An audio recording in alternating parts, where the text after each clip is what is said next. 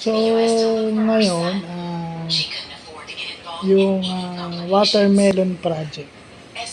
So, yung watermelon project natin is, yun daw yung ah, akala mo maayos on the outside, pero pag you look at it deeply, hindi pala.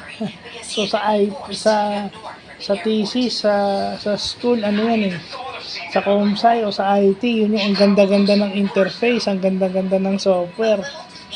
Pero pag tinignan mo yung documentation, sa documentation pala maraming sablay. Well, ginawa lang pa nakagbutas yung software. Akala pagka maganda yung software, okay na yung program. Pag okay na yung program, okay na. Di ba? Yung mga things na dapat i-clarify sa document is hindi nabigyan pansin dahil nag-concentrate masyado dun sa program. So, yun yung ibig sabihin ng watermelon project.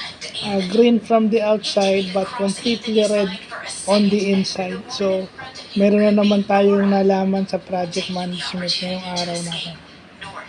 So, yun lang po.